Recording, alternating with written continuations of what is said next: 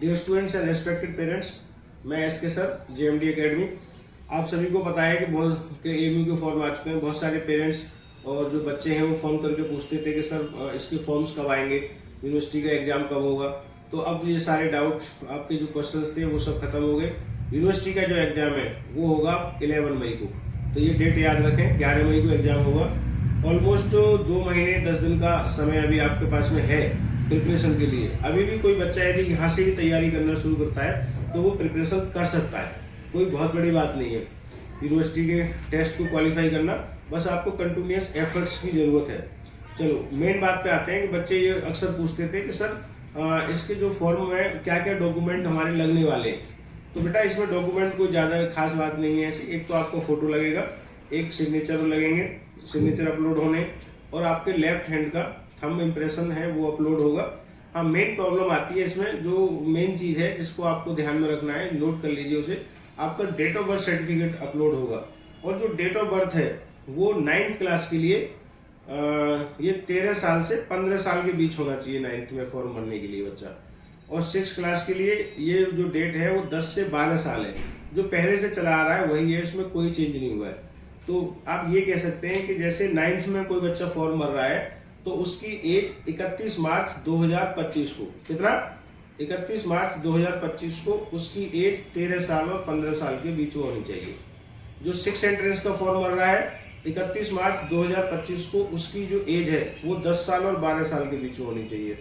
और इसमें फर्स्ट वाले में चेंज किया है। फर्स्ट में पहले 5 से 7 साल होता था, अब फर्स्ट का जो एज स्लॉट है वो 6 ईयर टू 8 ईयर कर दिया गया है। अच्छा, बड़ा इंटरेस्टिंग बात इसमें फर्स्ट में ये भी हुई है कि पहले फर्स्ट के लिए रिटन टेस्ट होता था, इस बार रिटन टेस्ट खत्म करके लॉटरी सिस्टम से एडमिशन होंगे। जो पहले भी बहुत वर्षों पहले नर्सरी में जैसे एडमिशन हुआ करते थे उसी तरीके से फर्स्ट में लॉटरी सिस्टम से एडमिशन होगा। तो 6th और 9th का पैटर्न ऑलमोस्ट सेम है। बस 9th में इतना हुआ है कि वो जो आपका साइंस 30 नंबर के आते थे, मैथ भी 30 नंबर के आते थे, वो मैथ कर दिया है 25 का, साइंस भी 25 की कर दी है, और जो 10 नंबर जो कम हुए हैं ये 10 नंबर का सोशल साइंस बढ़ा दिया गया है। तो ये बेसिक इन्फॉर्मेशन थी। डॉक्यूमेंट में जैसे कि मैंने आपको बताया अभी कि आपको डेट ऑफ बर्थ सर्टिफिकेट लगाना है, तो डेट ऑफ बर्थ सर्टिफिकेट में या तो स्कूल लिख के दे देते हैं डेट ऑफ बर्थ आपकी इतने हैं। स्कूल एक बोनाफाइड सर्टिफिकेट भी इशू करते हैं, वो बोनाफाइड सर्टिफिकेट में भी डेट ऑफ बर्थ मेंशन होती है ना, तो उसको भी आप डॉक्यूमेंट को अपलोड कर सकते हैं। स्कूल 2 तरीके से इशू कर सकते हैं, either date of birth certificate और बोनाफाइड सर्टिफिकेट। इसके बाद एक डॉक्यूमेंट लगना है आपकी मार्कशीट। तो मार्कशीट जिस बच्चे का, जैसे कोई 9th का फॉर्म भर रहा है तो उसे 8th क्लास का हाफ ईयरली का रेट लगा सकते हैं वो, और 8th का हाफ ईयरली का रेट नहीं है तो 7th क्लास का रेट लगा सकते हैं। कोई बच्चा 6 एंट्रेंस का फॉर्म भर रहा है तो वो 5th का हाफ ईयरली का रेट लगा सकते हैं, या 4th का पासिंग सर्टिफिकेट जो होता है, मार्क्स वाला रिपोर्ट कार्ड इसे बोलते हैं आप, उसे लगा सकते हैं। अच्छा, बच्चों में अक्सर पूछते हैं कि सर हमारा कास्ट सर्टिफिकेट भी लगेगा क्या?